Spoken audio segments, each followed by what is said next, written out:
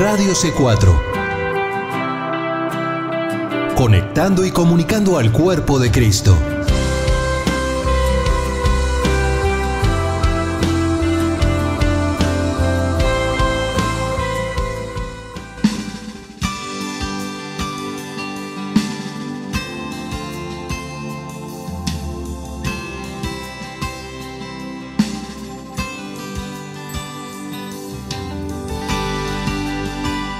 Radio C4 presenta Libre al Fin con Karina Guidi.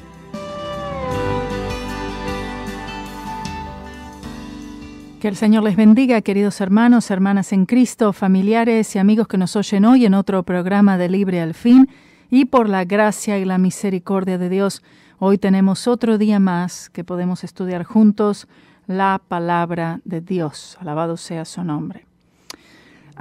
Estábamos hablando en estos programas una corta serie titulada Herejías Destructoras. Amén. Así que por favor usted, cuando vaya luego a YouTube o si quiere llamar aquí o pedir los CDs, usted los va a pedir con ese título, Herejías Destructoras.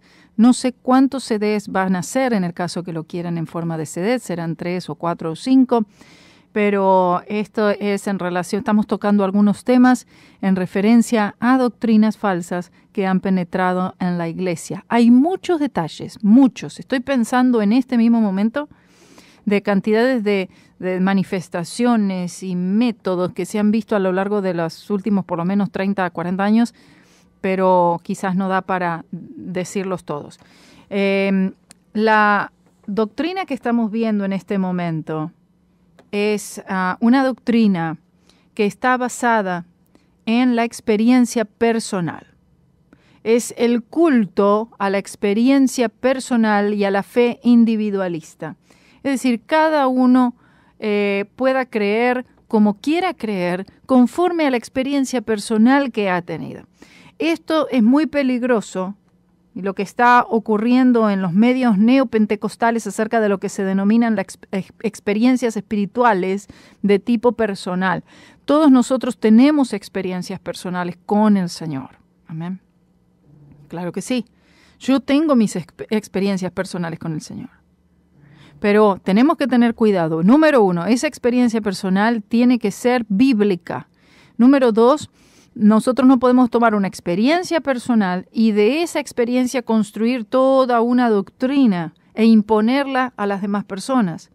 Muchas veces se hace más caso a las supuestas revelaciones, a las visiones, a los sueños y experiencias místicas diversas que a la misma palabra de Dios. Hay experiencias personales que se las enseñan como doctrina y ahí es donde el creyente tiene que tener mucho cuidado. Nosotros personalmente de no tratar de estar enseñando a otra persona algo que fue una experiencia individual, siempre y cuando ésta haya sido una experiencia válida, bíblica, real, verdadera. Pero las experiencias espirituales, si pretenden ser genuinas, si realmente van a ser de Dios, si son verdaderamente del Espíritu Santo, van a ir conforme a la doctrina bíblica. Esto es la influencia postmodernista, tomar prestado del mundo y la iglesia utilizando estos métodos del mundo. Porque, bueno, dicen, si funciona en los negocios, si funciona en el mundo del entretenimiento, si funciona aquí y allí, entonces, ¿por qué no utilizar esto aquí dentro de la iglesia? Lo único que hacemos es que le ponemos ahí arriba el rótulo de Jesús, le ponemos Espíritu Santo, lo adornamos con un versículo bíblico y automáticamente quedará santificado. ¿Será así? Claro que no, porque nosotros no estamos buscando aquello que funciona, sino aquello que es bíblico. El libro que habíamos estado viendo, el de Rick Warren, los 40 días de propósito, o la vida con propósito, o la iglesia con propósito, el propósito pasa a ser el enfoque y no el Señor Jesucristo. El libro toma frases de otros autores o individuos no cristianos, personas conocidas en el ámbito de la ciencia, de los negocios, de la filosofía, psicología, religión, política, con fundamentos socialistas y humanistas, y vemos que Rick Warren, él utiliza estas personas y frases dichas por estas personas que ni siquiera nacieron de nuevo. El mentor de Rick Warren fue Peter Drucker, un gurú de negocios, un episcopal, quien no cree en la moral absoluta, un humanista. Alguien que cree en la dialéctica hegeliana. La dialéctica hegeliana proviene de un tal llamado George Hegel, que pretende hacer de la filosofía un sistema que nos lleve a un saber absoluto, esto es, fuera de Dios. Él y otros buscan acelerar la emergencia de la Iglesia del siglo XXI con nuevas herramientas para equipar a sus líderes y laicos, una estructura humanista. Por eso, ustedes han oído en la Iglesia que dice, tenemos que equipar a los líderes. Por eso tanta conferencia de liderazgo. Esas conferencias de liderazgo en la que supuestamente le enseñan a la persona a ser un líder por métodos de la psicología humanística, fuera de Dios. Según ellos, cualquier enseñanza funciona. Si funciona en el mundo de los negocios, ¿por qué no puede funcionar en la iglesia? Como dijimos, no importa si funciona, sino que sea bíblico. Y con esto vemos que la iglesia ha adoptado en sí, aunque se dé cuenta o no, pero ha adoptado lo que se le conoce como la nueva era.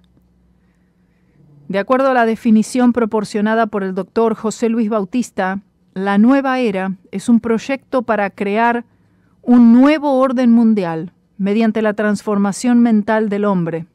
La nueva era busca una transformación simultánea del hombre y de la sociedad para crear un mundo unido, sin barreras o divisiones, con una religión, una economía y un gobierno mundial. ¿Le dice algo esto? Esto es lo que estamos viendo hoy, el ecumenismo. Esto es de parte del doctor José Luis Bautista, lo que acabo de leer, La Nueva Era, una advertencia de vida 2002. Rick Warren menciona a propulsores de la nueva era como el doctor Bernie, quien enseña el proceso de curación de enfermedades o el de sanar una vida por medio de las dinámicas de grupo.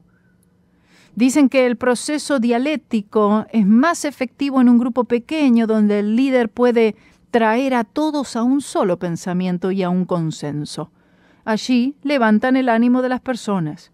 Motivación personal, triunfalismo. ¿Está reconociendo estos trazos? ¿Los está reconociendo dentro de las iglesias? El sistema de las células, todos tienen que ser líder, es más fácil grupos pequeños, le llaman a veces small groups, células, casa de vida, casa de luz, casa de lo que sea. Un líder que pueda controlar a un grupo pequeño y poder llevarlos todos a la visión, cualquiera sea la visión del líder en particular. Rick Warren utiliza las frases de no cristianos como de George Bernard Shaw, un estudiante de Karl Marx, influenciado por este y por otros escritos socialistas y comunistas. También usa a Henry Nouwen, un ex jesuita y profesor de psicología, un propulsor de la nueva era. Y de todo esto está llena la iglesia. La iglesia llena de idolatría, de supersticiones y de herejías destructoras. ¿Cómo es que todas estas cosas pueden propagarse de esta manera tan rápida, en tan poco tiempo?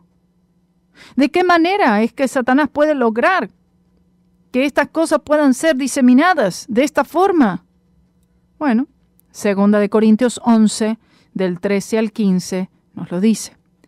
Porque estos son falsos apóstoles, obreros fraudulentos que se disfrazan como apóstoles de Cristo. Y no es maravilla, porque el mismo Satanás se disfraza como ángel de luz. Así que no es extraño si también sus ministros se disfrazan como ministros de justicia, cuyo fin será conforme a sus obras. ¿Qué piensa usted? La situación es grave. Merece que se le preste atención a este tema, a este asunto. ¿Quiere usted conocer realmente la verdad para no ser engañado por todas estas otras tendencias? ¿O será que usted está tan confiado, tan cómodo y piensa que es imposible que alguna de estas cosas puedan penetrar en su mente y su corazón?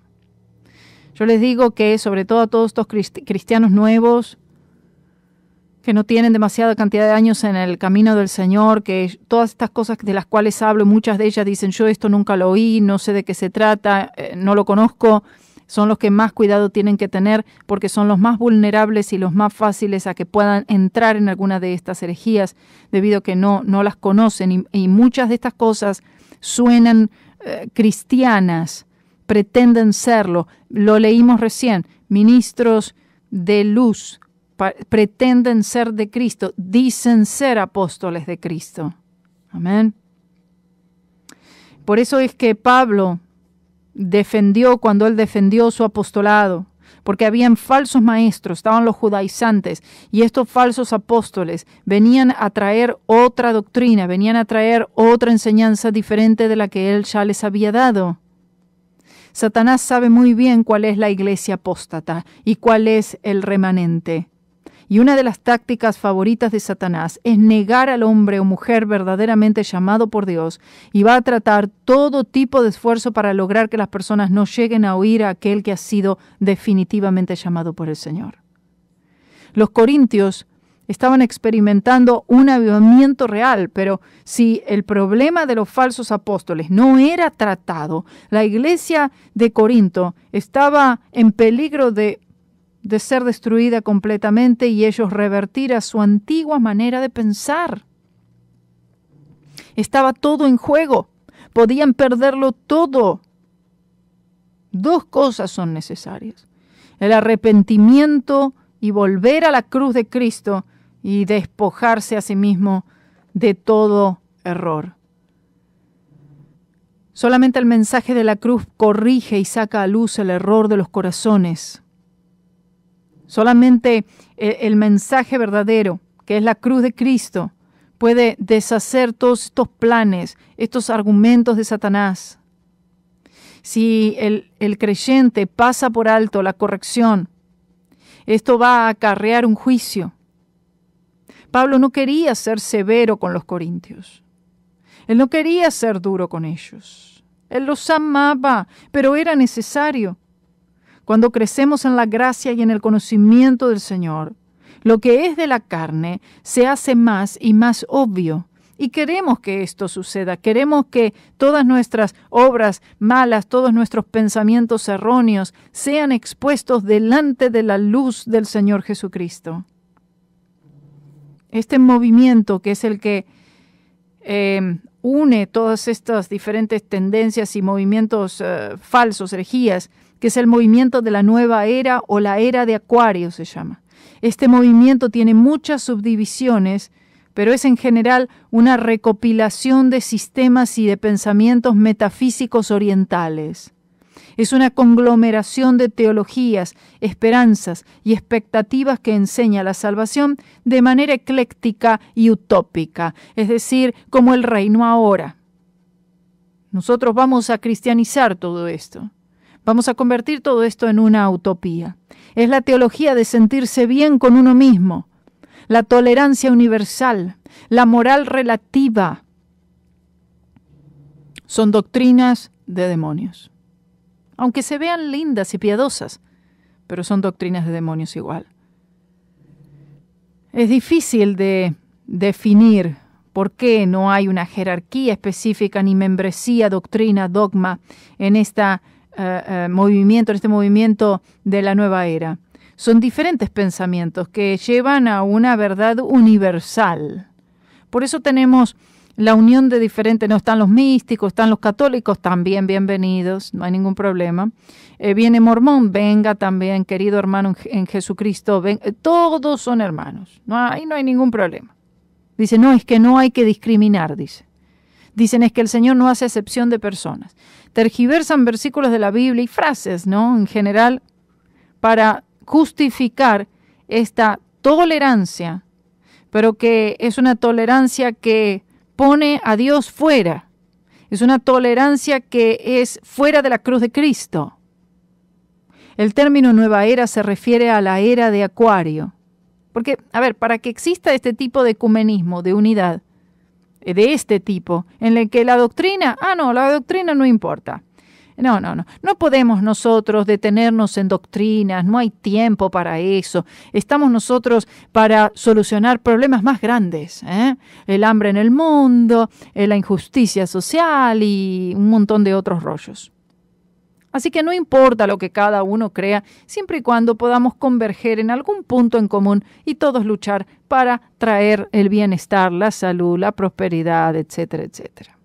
¿Se da cuenta? Ellos no creen que el pecado ha separado al hombre, que el hombre está arruinado por el pecado. Ellos piensan que el término nueva era, que se refiere a la era de Acuario, que supuestamente esta era traerá paz e iluminación y unirá al hombre con Dios. En definitiva, todos van a ser salvos. No existe tal cosa de que infierno y cielo. Todo el mundo es salvo.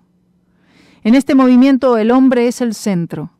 Los deseos del hombre, los planes del hombre, los proyectos del hombre. Por eso usted oye los mensajes, las predicaciones, ¿sí?, que están centrados en las promesas que Dios tiene para ti, todo lo que Dios va a hacer por ti, todo lo que Dios te prometió lo va a cumplir, pero no hay ninguna condición para esto, condiciones ninguna, no tienes que creer en la cruz, no tienes que arrepentirte, no tienes que someterte al Señor, no hace falta la obediencia, no hace falta nada, automáticamente Dios lo hará.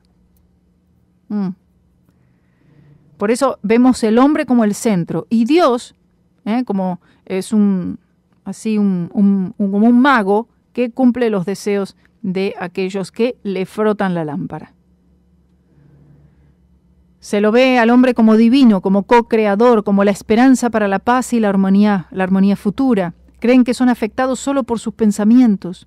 El movimiento de la nueva era tolera casi cualquier posición teológica, excepto por los cristianos que creen que Cristo es el único camino. Dios no es el Padre Celestial personal, sino una fuerza impersonal. Dios está en todos y todos están en Dios. Todo lo que existe tiene parte de Dios. Esto se llama panteísmo, un sistema de pensamiento místico. El panteísmo significa eso, todo es Dios. Bueno, o sea, vemos el hinduismo metido en la iglesia. Por otro lado, el movimiento de la nueva era no cree en el pecado, o sea, no hay pecado. Al no haber pecado, no hay necesidad de un redentor. La salvación en la nueva era es conseguida por sí mismo, entendiendo tu naturaleza divina combinada con el conocimiento, es decir, estar al unísono con tu consciente divino. Entonces el conocimiento salva, no Jesús. Jesús fue uno de muchos maestros de la verdad divina. Lo ven a él como un ejemplo de alguien superior, pero no el Salvador del mundo, y el único suficiente Salvador. El infierno no es un lugar, sino una experiencia aquí en la tierra, es un estado mental. La mayoría de los seguidores de la nueva era creen en la reencarnación y no creen en un futuro juicio. Y tiene dos creencias básicas: la divinidad evolutiva y la unidad global. Esto es una descripción del reino ahora, de este movimiento de dominionismo, de este movimiento también de apóstoles y de profetas, de la nueva reforma apostólica. Es esto mismo, es la nueva era. Doctrinas de demonios. Y si los creyentes no dejan de seguir a estas personas, es como dice la palabra, como dice el proverbio, un ciego que guía a otro ciego, ¿dónde terminarán los dos? En el pozo. Divinidad evolutiva. Los seguidores de la nueva era creen ser divinos y que pueden crear su propia realidad. Recuerden la visualización, etc. Todos pueden crear su propia realidad y aún así seguir diferentes caminos. Es decir, no hay barreras de qué es lo que yo creo, qué es lo que tú crees. No importa. Eso no importa. La unidad global consiste en 3 divisiones: hombre con la naturaleza y el hombre con Dios. Número 1, acepto mi divinidad, entonces aprenderé mi relación divina con los demás. Esto es el hinduismo puro. La nueva era trata de absorber todas las religiones, culturas y gobiernos, unificando todos los sistemas en una unidad espiritual y socioeconómica. El seguidor de la nueva era está esperando por un líder mundial con principios de la nueva era para guiar al mundo hacia una utopía, es decir, una religión mundial, el nuevo orden mundial. Número 2, el hombre debe ser uno con la naturaleza. Se enfocan en la naturaleza y la relación del hombre con ella. Número 3, enseñan que el hombre es divino por naturaleza. La moralidad es relativa. Es según como cada uno lo ve. Vean, este pensamiento positivo, esta confesión positiva, esta convicción de que las personas pueden cambiar la realidad física o las circunstancias externas alterando su actitud mental, pensando de manera positiva y constructiva. Esta no es fe bíblica, hermanos, en absoluto. A los adeptos del pensamiento positivo se les promete salud, integridad e incluso inmortalidad. Materializar las imágenes mentales de salud, de riqueza y de felicidad. Piénsalo, créelo, decláralo, velo, tócalo. Proyecciones o viajes astrales, contactar espíritus, guía, hablar con ángeles, meditación trascendental, yoga, bueno, un sinnúmero de cosas, hermanos.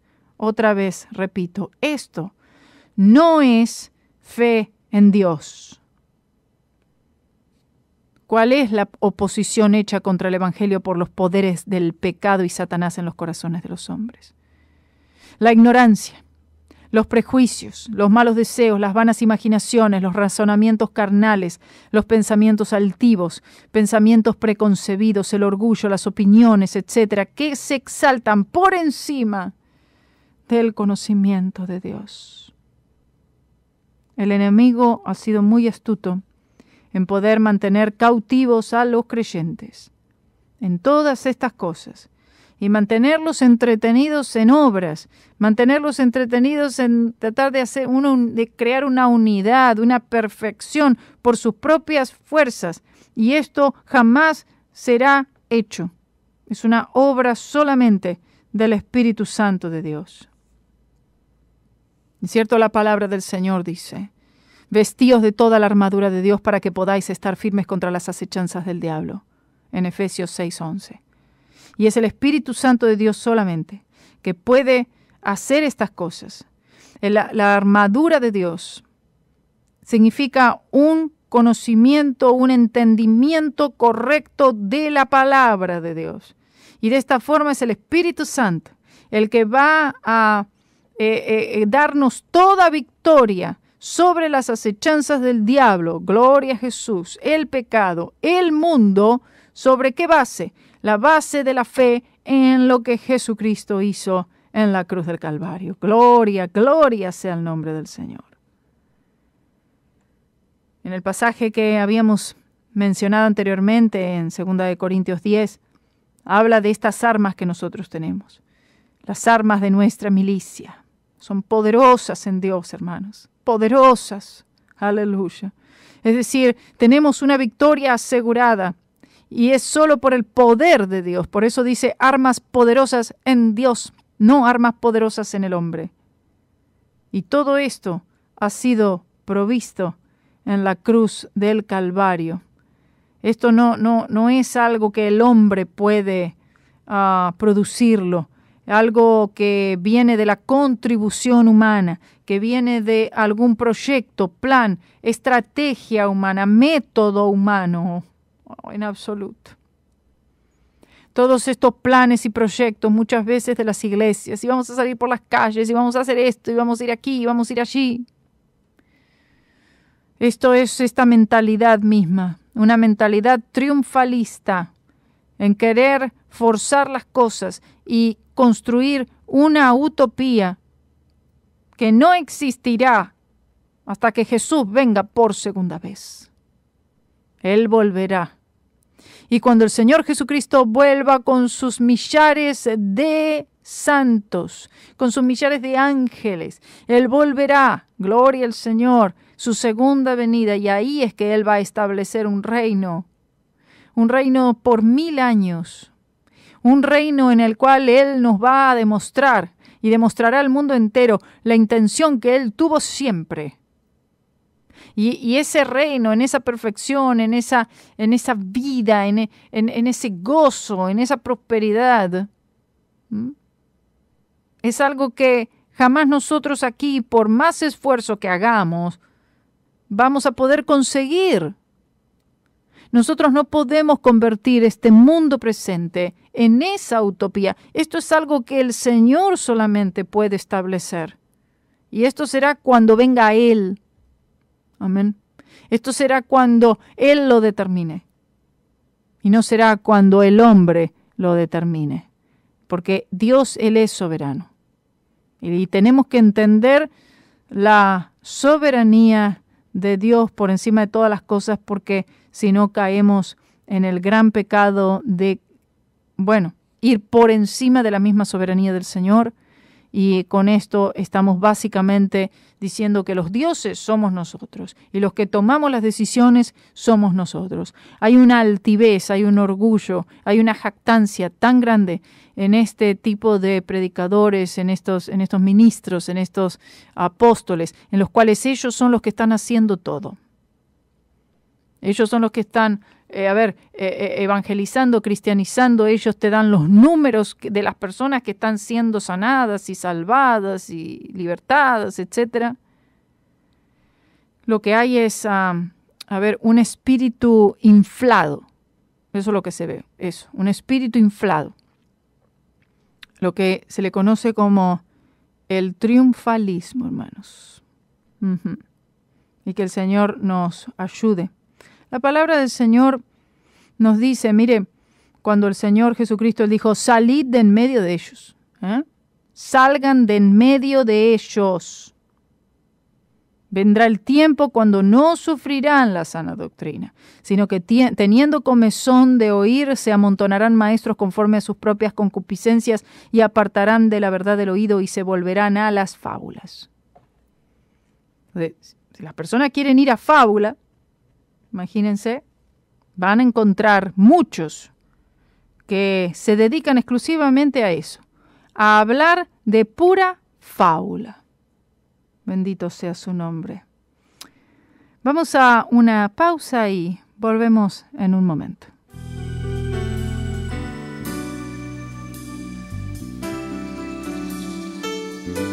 Hay un lugar en Betania donde Jesús dice la palabra que vino, y ahí estaba Lázaro, uno de los que estaban sentados a la mesa con él, y había otra mujer, Marta, quien estaba sirviendo, pero había una mujer muy preciosa llamada María, que tomó 1 libra de perfume de nardo puro y lo derramó sobre los pies de Jesús, y dice que la casa se llenó del olor del perfume. No hay otro perfume más precioso que tú puedas ofrecer que el perfume de la alabanza.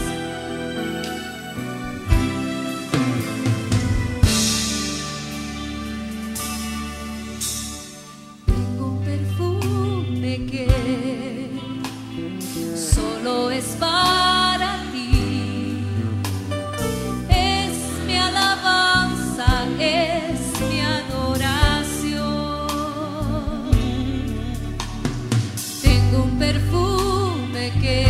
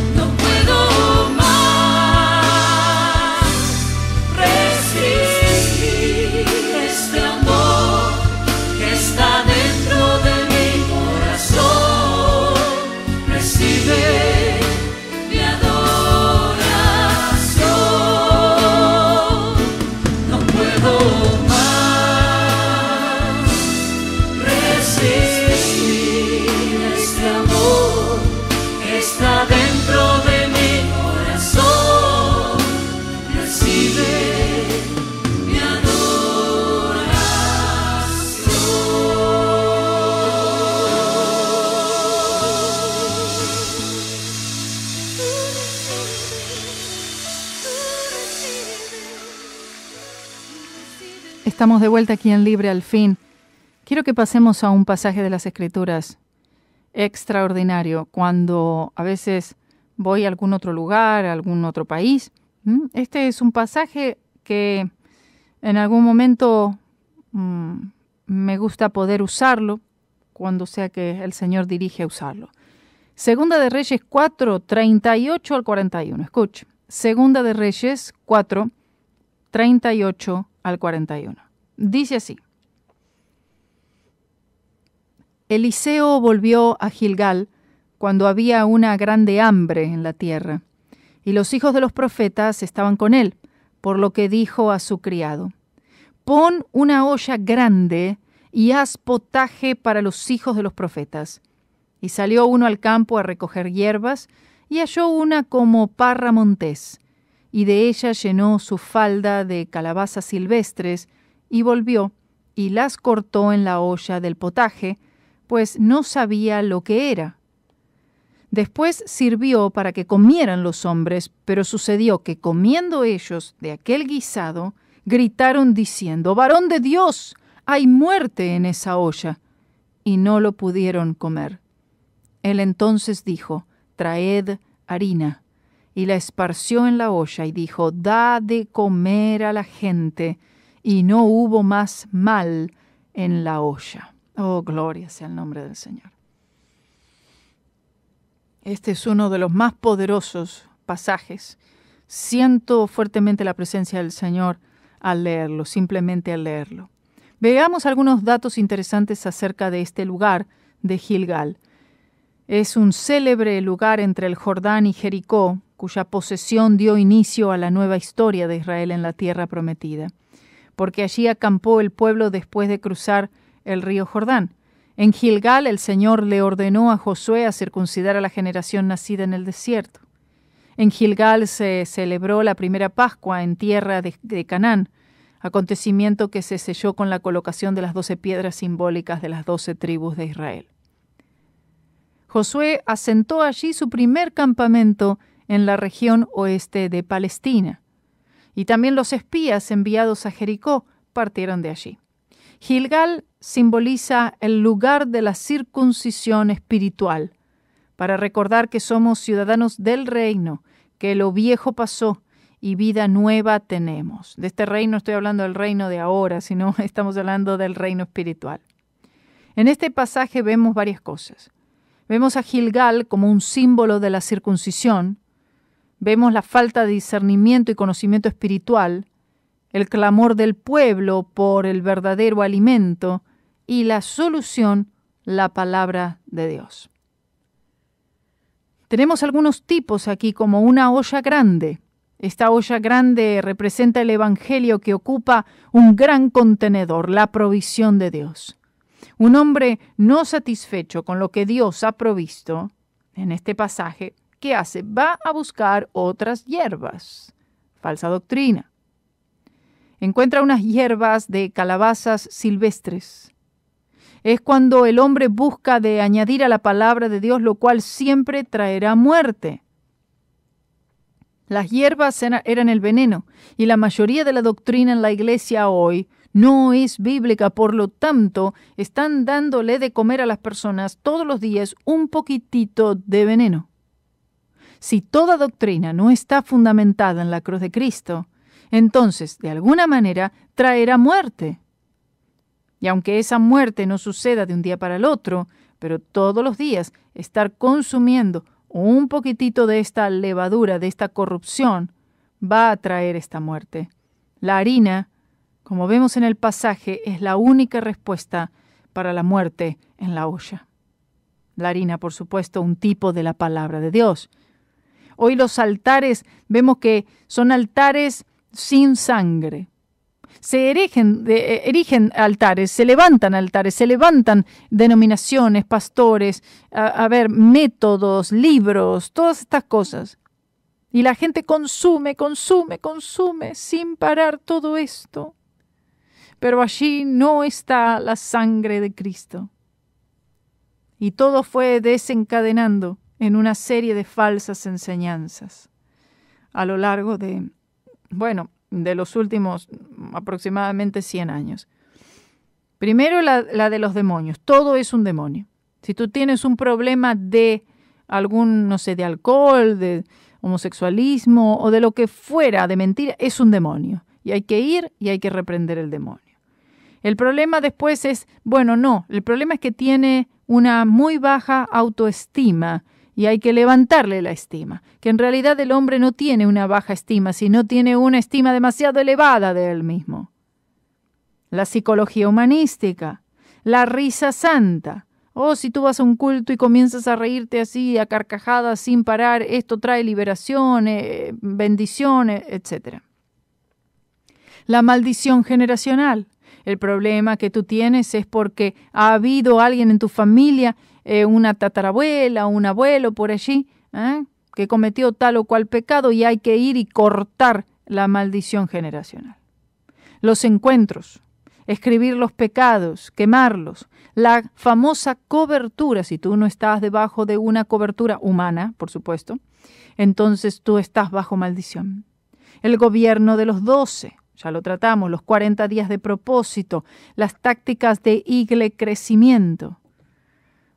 Diferente tipo de métodos, de mandamientos de hombres, falsas enseñanzas, muy alejadas del verdadero evangelio de Cristo Jesús. Solo la cruz de Cristo protege de las falsas doctrinas. Por eso lo único que resolvió el asunto aquí en este pasaje con esta olla, esta gran olla, que fue contaminada, fue la harina. En Apocalipsis 22, 18 y 19, en relación a quitar o agregar algo a la palabra de Dios, quitar o agregar algo a la obra consumada de Cristo, dice: yo testifico a todo aquel que oye las palabras de la profecía de este libro, si alguno añadiere a estas cosas, Dios traerá sobre él las plagas que están escritas en este libro. Y si alguno quitare de las palabras del libro de esta profecía, Dios quitará su parte del libro de la vida y de la santa ciudad y de las cosas que están escritas en este libro. En lo que refiere a Judá e Israel en aquellos días de este pasaje que vemos, el hambre y la sequía significaban una terrible condición espiritual.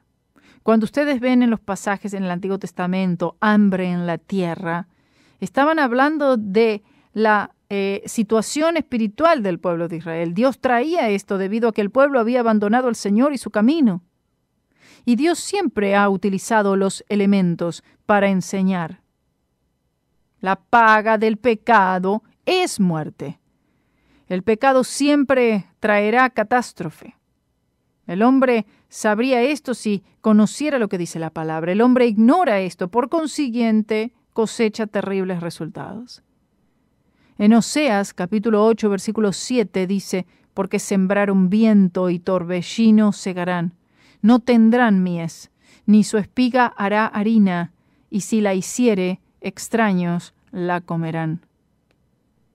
Pero ahí cuando vemos, dice, hay que sembrar. Bueno, aquí vemos que sí, el pueblo sembró, pero lo que sembró era incorrecto. Muestra la analogía de un hombre plantando semilla frente a fuertes vientos y cosechando un torbellino.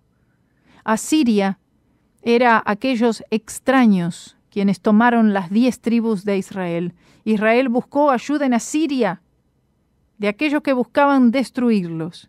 Buscaron ayuda en aquello que los destruiría, así como la Iglesia busca ayuda en la psicología humanística, busca ayuda en métodos, en estrategias, en mandamientos, en enseñanzas esotéricas, en el misticismo o en el mundo mismo. El único lugar para el pecado es la cruz, y de otro modo segarás lo que has cosechado. En este pasaje vemos a un grupo de hijos de los profetas. Evidentemente este era un tipo de escuela en cuanto a los profetas. Fuera de aquí no se menciona nada sobre ellos, con excepción a su relación con Eliseo. Aunque Dios haya usado a estos hombres y probablemente fuera así, la Biblia no menciona nada sobre estos. La escuela de los hijos de los profetas. Hay muchas escuelas de profetas aquí en el país que dicen, entrenar a aquellos creyentes como profetas. Imagínense, esta escuela de profetas no tuvo gran consecuencia en la Biblia. Aquellos que son verdaderamente usados por Dios son aquellos que son verdaderamente llamados por Dios. No hay tal cosa como una escuela donde se entrena a creyentes a ser profetas. No habían muchos profetas llamados por Dios en aquel entonces y tampoco hay muchos hoy. Muchos son llamados bajo este oficio cuando en realidad son autollamados, son pseudo-apóstoles y no son llamados por el Señor. ¿Qué es un profeta? Un profeta es básicamente un predicador de justicia, quien es generalmente usado por Dios para llamar una nación, una iglesia, un pueblo, una gente al arrepentimiento. A veces Dios usa profetas para anunciar eventos futuros, como lo hizo con Isaías, Jeremías, Ezequiel. Pero la mayoría de las veces el mensaje del profeta es negativo, por lo que los profetas no son muy apreciados. Estoy hablando de los verdaderos profetas, no de estos profetas modernos que todo el mundo los sigue, ¿no? Los verdaderos profetas no son muy apreciados. No tienen muchos likes en el Facebook ni muchos amigos. A la gente no le gusta que le digan que están mal, que están equivocados, que necesitan corrección, que están yendo hacia una dirección incorrecta y que todo eso que están haciendo les destruirá. Que todo eso que han montado no sirve para nada sino solo para destruirles. No solo rechazan el mensaje, sino que mayormente rechazan al mensajero también. Por otro lado, los falsos profetas tienen un mensaje que atrae a las personas. En otras palabras, les dicen a la gente lo que quieren oír, en lugar de decirles lo que necesitan oír. El falso profeta en una iglesia apóstata siempre es recompensado por sus oyentes. Les dan de todo. Los aprecian, los levantan, los atienden. Son muy queridos, ¿eh? Por eso la palabra del Señor dice, como he dicho tantas veces, que vendrá el tiempo es hoy, no sufrirán la sana doctrina, no soportarán el mensaje de la cruz, sino que buscarán maestros que les enseñen lo que ellos quieren oír. Cualquier mensaje fuera del mensaje de la cruz son fábulas. Por eso dice, apartarán la verdad de la verdad del oído y se volverán a las fábulas, se van a entregar a fábulas, van a decir, solamente quiero que me prediquen fábulas, ciencia ficción. Y en relación a estos falsos profetas, el profeta Isaías dijo, sus atalayas son ciegos, todos ellos ignorantes, todos ellos perros mudos, no pueden ladrar, soñolientos, echados, aman el dormir. Y esos perros comilones son insaciables y los pastores mismos no saben entender. Todos ellos siguen sus propios caminos, cada uno busca su propio provecho, cada uno por su lado. Venid, dicen, tomemos vino, embriaguémonos de sidra y será el día de mañana como este o mucho más excelente. Isaías 56, 10 al 12. Guías ciegos, perros que no ladran, es decir, que no predican la verdad y no advierten al pueblo sobre las falsas doctrinas, sobre el juicio inminente. Son apáticos, culpables, son mundanos, carnales, son codiciosos, dados a todo lo que sea entretenimiento, diversión, y se la pasan durmiendo. Mire usted. Oh, bendito sea el nombre del Señor. Fíjense, ahora, los últimos 3 versículos del capítulo. 100 hombres alimentados milagrosamente. En el versículo 42 dice, vino entonces un hombre de Baal Salisa, el cual trajo al varón de Dios panes de primicias, 20 panes de cebada y trigo nuevo en su espiga, y él dijo, da a la gente para que coma. Y respondió su sirviente, ¿cómo pondré esto delante de 100 hombres? Pero él volvió a decir, da a la gente para que coma, porque así ha dicho Jehová, comerán y sobrará. Entonces lo puso delante de ellos y comieron y les sobró conforme a la palabra de Jehová. Vemos que un hombre trae comida y Elías les dice a aquellos a cargo, da a la gente para que coma. Vemos al Señor multiplicando los alimentos. Así como aquel nazareno, gloria a Dios, Jesucristo multiplicando los peces y los panes. El hombre juzga al Señor igual que este hombre aquí. ¿Será suficiente? ¿No creen que Él puede satisfacer el hambre de sus corazones? Preguntan, ¿será suficiente? Preguntan, ¿será suficiente la cruz? Como creyentes debemos entender que este evangelio grande y glorioso, que se ve tan insuficiente por el mundo y aún por la iglesia moderna, es en realidad una provisión milagrosa que satisface toda necesidad humana. El Señor dice hoy, da a la gente para que coma.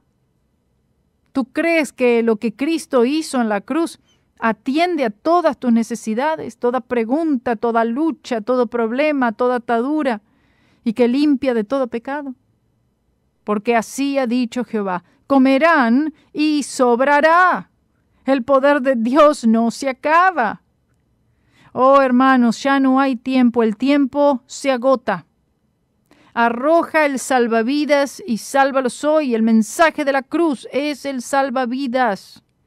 El Señor ya nos ha dado la provisión, el Señor ya nos ha dado el mensaje. No tenemos que nosotros salir a inventar ahora un nuevo método o encontrar algún libro nuevo o esperar que alguien tenga alguna revelación esotérica sobre algún código que tienen que descifrar y de esa manera poder nosotros tener una nueva iluminación. No necesitamos nada de eso, ya todo ha sido dado. Ya tenemos la Biblia. Ya tenemos la palabra de Dios, ya tenemos al Espíritu Santo, ya tenemos el perdón de pecados por la sangre del Cordero. Aleluya. Ahora solamente es creer y creer solamente lo que la palabra del Señor nos da, desechando todo lo demás. Si nosotros no desechamos todos estos argumentos, filosofías, entendimiento, todo aquello que está en contra del conocimiento de Dios, que es la cruz de Cristo, estamos nosotros siendo culpables de un pecado horrible, y es el pecado de adulterio espiritual. No estamos siendo fieles al Señor Jesucristo. Y imagínense que ser infiel a Cristo, lo cual habla de adulterio, lo cual habla de fornicación, espiritualmente hablando, es algo tan atroz, es algo tan horrible del cual podamos llegar a ser culpables, y que el Señor nos ayude, que el Señor tenga misericordia de nosotros. Y yo sé que el Señor ha tenido gran misericordia de cada uno de nosotros, y podemos ver esa misericordia expresada en el enviar a su único Hijo para morir por todos nosotros en la cruz del Calvario. Él derramó allí su sangre. El Señor Jesús expió por todo pecado. El Señor Jesús quebrantó el poder del pecado y además nos libertó de los poderes de las tinieblas. Jesús venció el mundo. Y nosotros podemos ahora vivir una vida que, aunque no estamos hablando de perfección, pero sí podemos vivir una vida que le es agradable al Señor, no por el propio mérito, no por la propio esfuerzo personal, motivación personal, sino por los méritos de Cristo, por la virtud de Cristo, por el poder de Cristo, por el poder de la cruz, por la morada poderosa del Espíritu Santo en cada uno de nosotros, que nos lleva a vivir una vida y nos ayuda en todas nuestras debilidades, mientras que Jesucristo se hace fuerte en cada uno de nosotros. Es una vida no por vista, es una vida únicamente por la fe. No cualquier tipo de fe, no fe en un método humano, sino fe en la obra preciosa, sagrada, única de Jesucristo en el Calvario. Y por esa obra es que somos salvos, y por esa obra también es que somos santificados y que podemos seguir viviendo esta vida aquí en la tierra, amén, durante todo el tiempo que nos quede vivir, en el que sí hay un propósito para nosotros, pero no este propósito de solo 40 días, sino que es un propósito que Dios tiene para nosotros eterno, hermanos, eterno. Oh, gloria a Dios. Es un propósito en el cual nos lleva a lugares celestiales con Cristo Jesús. Es un propósito de victoria, pero no esta victoria aquí y ahora, solamente enfocada en cosas materiales, sino que es una victoria y es un triunfo, hermanos, sobre los poderes de las tinieblas, un triunfo sobre el pecado, hermanos, y es un triunfo que pasa más allá del sol. ¡Gloria a Jesús! Vida eterna, vida eterna.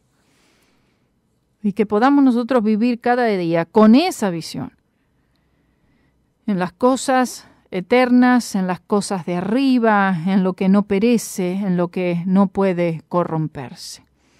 Alabado sea su nombre por siempre, y le doy gracias al Señor por estos estudios. No se olvide de oír el próximo y de compartirlos con otros. Es muy importante que se comparta la radio. Mire, se comparten tantas cosas, ¿cierto? Yo voy al Facebook y cuando veo a veces digo, oh, miren las cosas que los creyentes comparten. Comparten de todo, pero la gran mayoría de las cosas que son compartidas en las redes sociales o en los mensajes así personales, privados, no son nada que aproveche. Ya que va a compartir algo, ¿por qué no se toma el tiempo de compartir la palabra del Señor y advertirle a alguien? Mire, el usted compartir estos estudios, usted está sonando la trompeta de advertencia. Amén. Y deje en las manos del Señor. El Señor puede obrar grandemente, que alguien pueda conocer a Cristo, que alguien pueda llegar al conocimiento salvador de Jesucristo, que un creyente pueda ser lleno del Espíritu Santo, sanado, libertado, que pueda salir de herejías, de pensamientos preconcebidos, de falsas doctrinas y entrar en el verdadero conocimiento de Cristo Jesús. Esto es todo por hoy, queridos hermanos. Por favor, no se olviden de compartir estos mensajes. Todo lo tienen a su disposición. Que el Señor les bendiga y los amamos.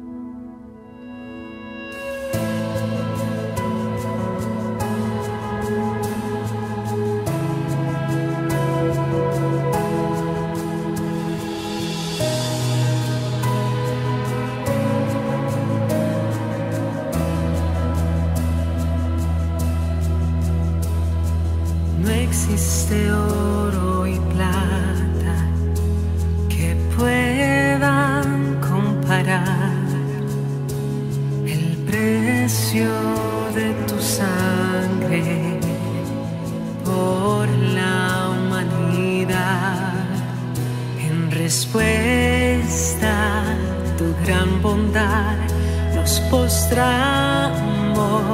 para adorar, apasionados por tu amistad, que vida eterna nos da. Preciosa sangre de Cristo, qué hermoso sacrificio de gracia que me rescató, de amor que me perdonó. Preciosa sangre,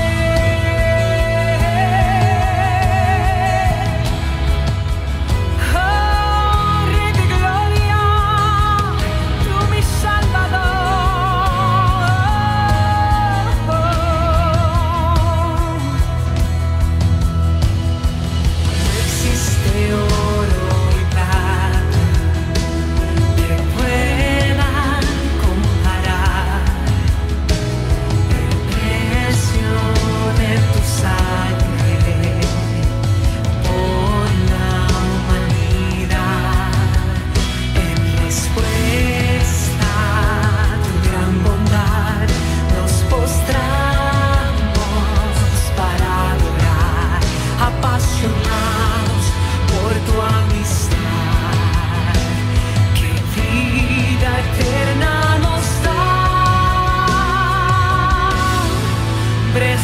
preciosa sangre de Cristo, qué hermoso sacrificio de gracia que me rescató, de amor que me perdonó.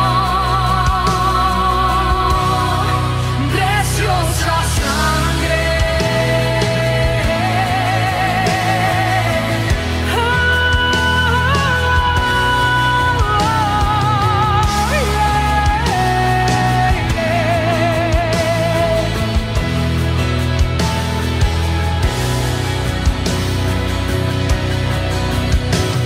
Derrama tu amor, derrama hoy tu gracia, derrama tu amor, derrama hoy tu gracia, derrama tu amor, derrama hoy tu gracia, derrama tu amor, derrama hoy tu gracia.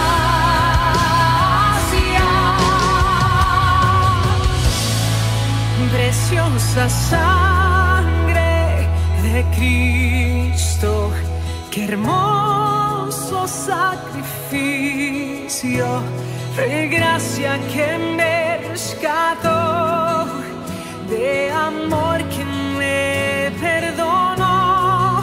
Preciosa sangre de Cristo, qué hermoso